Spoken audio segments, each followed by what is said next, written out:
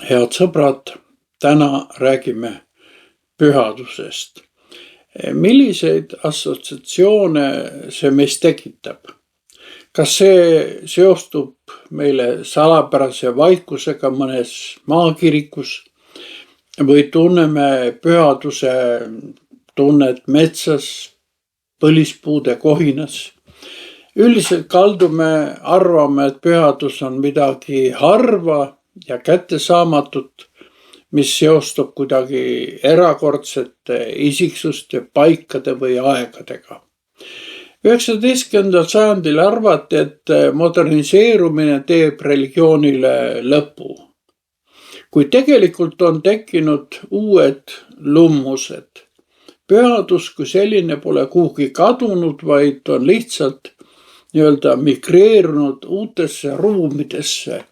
Seekord vaatlemegi, kuhu pühadus on liikunud ja liikumas, kuidas see protsess meie argielu kujundab. Selleks, et mõista, kuhu oleme jõudnud, vaatame kõigepealt, kust me tuleme. Piiblis ja ka soome-ugri pärimuses tähendab pühadus algselt piiritletud eraldatust. Vanatestamendi heebreakeelne sõna kadosh tähendab algselt lõikama või millestki eraldama. Pühadus on nagu ohtlik ja põletav tuli, mis annab küll soojust, kuid liiga lähedale minnes põletab. Tahtmatult meenub siin põleva põõsa lugu Moosese elus. Ühest küljest tõmbab see põõsas ligi, teisest küljest on see ka kuidagi kardetav, aukartust äratab. Ka meie esivanemate sõna pühe tähistas algselt piiri.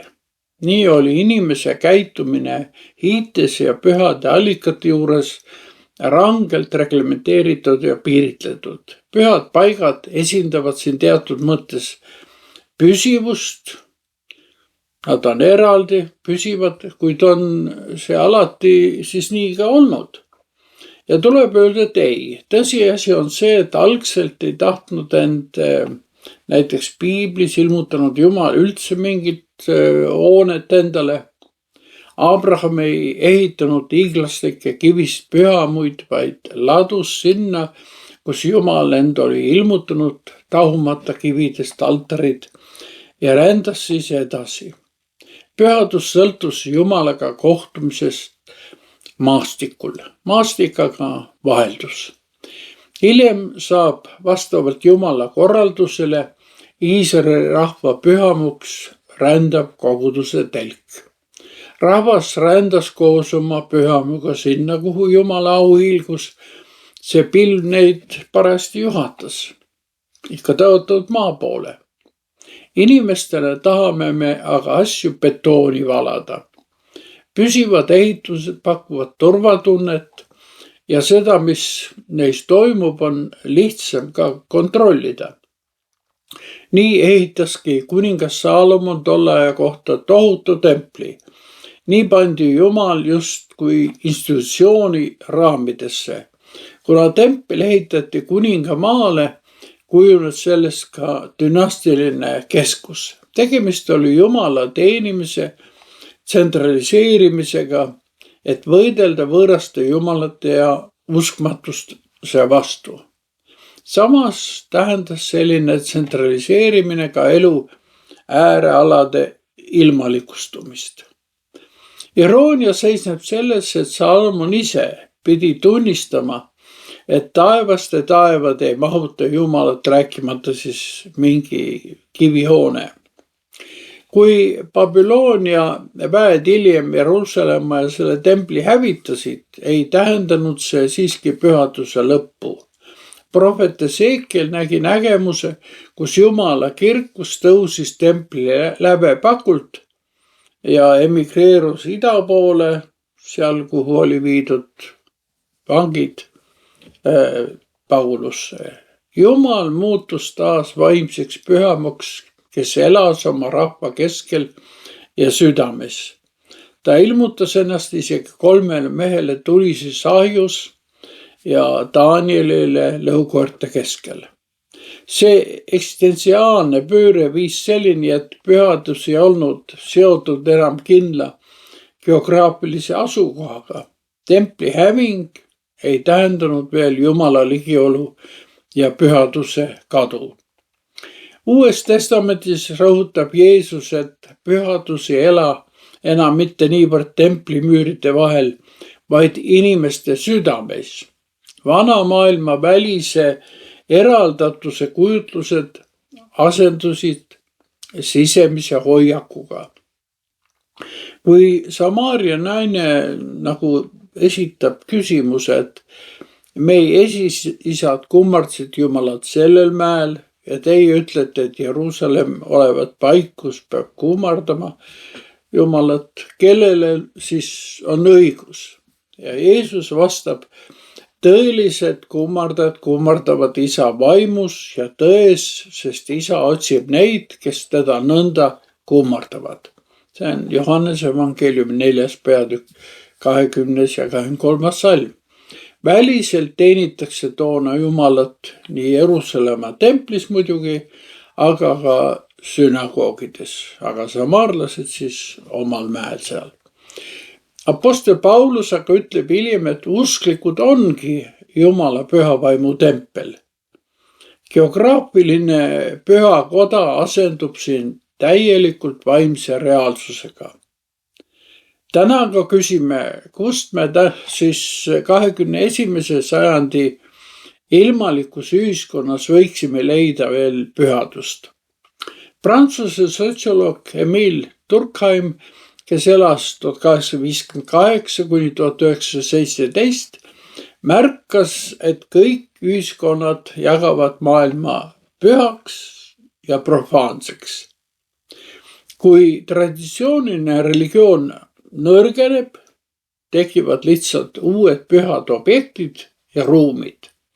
Koos institutsionaalse pühaduse hääbumisega on pühaduse kogemus muutunud kollektiivsest isiklikuks, kuid pühaduse ja pühapaikade otsingud ei lakka ja nii loob tänapäeva inimene omale uusi katedraale. Üheks peamiseks pühapaigaks muidugi on kujunenud loodus, aga see on ju kogu aeg olnud loodusrahvastest alates ja niimoodi loodus, see pühapaik, kus on vaikus ja suursugusus. Ja võt see loodus asendab siis niisuguse külma õpetusliku dogmaatika. Samamoodi on ilmaliku kultuuri pühamaks kujunenud muuseumid ja galeriid, kus esemete puutumatus kordab kiriklikke reegleid. Teatud eksponaadid on nagu reliikviad, mida käiakse hardusega vaatamas, aga neid ei tohi puudutada, nad on seal kuskil klaasi all, tugevalt kaitstud. Nende puutumatust garanteerivad siis valvekaamerad ja valvurid. Eesti kultuuri pühad tekstid on kirjandusklassikute teosed. Tüvitekstid, mida peab tundma iga koolilaps, nende tekstide liturgilisi esitlusi võime jälgida teatris ja kinolinnadel. Isegi meie keha pole lihtsalt bioloogiline organism, vaid ühtlasi meie identiteedi kese. Treeningutest on kujunenud liturgia, toitumisest moraal ja peeglist uus altar. Selle kultuse juurde kuuluvad ka patutoidud nii-öelda, näiteks šokolaadikook. Nende söömise karistuseks tuleb järgmisel päeval jõusaalis kõvasti higistada. Samuti meenutavad kaubanduskeskusedki üha enam katedraale, kus ei müüda lihtsalt tarbeesemeid, vaid uute alguste lootust. Poliitikagi võtab religioosseid mõõtmeid. Vastasleeri esindajad on rüvedad, roojased, omad, aga rahva ja maa päästjad. Kompromisside asemel otsitakse sellist täiesti puhast maailma. Kõige paradoksaalsem uus pühaduste ruum on aga digitaalne maailm. Internet pole enam lihtsalt tehnoloogia, vaid see on eksistentsiaalne tempel, kus ehitatakse oma identiteeti ja peetakse moraalseid lahinguid.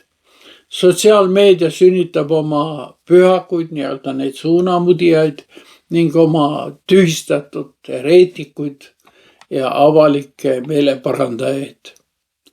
Tehnoloogia areng on teatud mõttes loonud uue religioosse horisondi, tehisintellekti. Paljud ootavad tehisarult tarkust, objektiivsust, eksimatust ja päästet. Masinast saab siin prohvet ja andmetest ilmutus. Keset digitaalset müra tekivad omamoodi pühaduse saared. Digitaalsed kogukonnad muutuvad digitaalseteks kloostriteks, kus valitseb auraatiline, see auraatiline sõna tuleb siis aurast, auraatiline ruum. Me ei oska veel täna öelda, millega need arengud lõpevad. Oled kindlasti märganud, et ma pole sellest mõtiskuses puudutanud veel ebajumalate teenimise teemat. Kuigi palju teil pool nimetatud valdkonnad viitavad sellele täiesti otseselt. Olen põgusalt viidanud vaid nendele nähtustele ja ruumidele, mis meid kõnetavad või millele me resoneerume. Kuid samas tuleb öelda, et ebausku ja ebajumalate teenimist võib leida nii katedraalidest kui argielu küngastelt ja allikatelt. Meid huvitab aga see, kuidas selles individualistlikus ja fragmenteerunud maailmas mitte ära eksida. Siin oleks meil ehk palju õppida Assisi Franciscuselt, kelle 800. surma aastapäeva me selle aasta oktoobris tähistame. Franciscus nii-öelda dekonstrueeris toonase religioosse elitaarse ruumi. Ta astus sellest süsteemist välja. Ta leidis, et kogu maailm on jumalast tiine ning tõeline pühadus ei vaja tingimata pühitsetud ruumi. Ta leidis selle radikaalses vaesuses, alandlikkuses ja osaduses nii ligimeste kui loodusega. Kuid on veel üks asjaolu. Elame ajas, kus liberaalse maailma nii-öelda see pendel liigub vasakult paremale, nii-öelda vastassuunas. Üha populaarsemaks on kujunemas postliberaalne nägemus maailmast. Pühadus ei ole siin enam lihtsalt subjektiivne maitse-eelistus, vaid konkreetne kogukondlik praktika ja eluvorm. Selles käsitluses on püha paik nagu vastukultuuri bastion. Kui modernne maailm nõuab efektiivsust ja utilitarismi, siis postliberaalne kogukond püha paika, kus kehtestatakse oma reeglid ja piirid, vastandina digitaalselt laiali valguvale maailmale otsitakse ja rõhutatakse siin füüsilist kohalolekut. Kogudus on siin selleks paigaks, mis pakub teoloogilist järjepidevust, tugevat, sügavat traditsiooni ja kannatuste jagamist viisidel, mida ekraanid asendada ei suuda. Traditsiooniline ja vana on siin tähendustest nii-öelda tummine. Just sellel taustal on mõistetav nii poliitilise kui usulise konservatismi tõus ja levik. Lõpuks tõstatub meile eelpool öeldu valguses mõnigi oluline küsimus. Mis on sinu jaoks püha? Või kuhu tõmbad sina täna oma sisemise vaikuse pühad piirid? Või milliseid püsivaid väärtusi sa oma südame liikuva telgi altarile asetad? Lõpuks osutuvad kõik meie endi poolt loodud pühaduse objektid, olgu selleks siis tehnoloogia, kultuur, rahvus, meie enda keha või tervis, vaid ebajumalaks, kelles või milles me peame varem või hiljem pettuma. Oluline on aga see, et me mõistaksime, et pühadust ei loo enam hooned, vaid meie tähelepanu kvaliteet.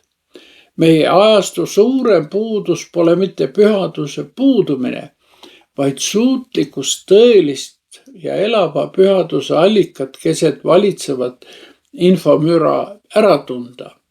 Ja sõber, kokkuvõtteks võiks öelda, et pühadus ei ole kauge ega hirmutav. Sa ei pea seda otsima kõrgetelt mägedelt ja kaugetelt maadelt. Sa võid pühadust kogeda ka hommikulaua ääres perega kohvi juues või töökohal kolleegidega suheldes. Tõeline pühadus võib osutuda tänagi mobiilseks telgiks, kus Jumala auhiilgus sind saadab ja juhib. Tuleb vaid küsida, mis on need väärtused, mida sa mingi hinna eest ei müüks. On need maised ja kaduvad või igavesed ja elu muutvad. Suur tänu kaasa elamast sellele mõtisklusele. Kohtumiseni!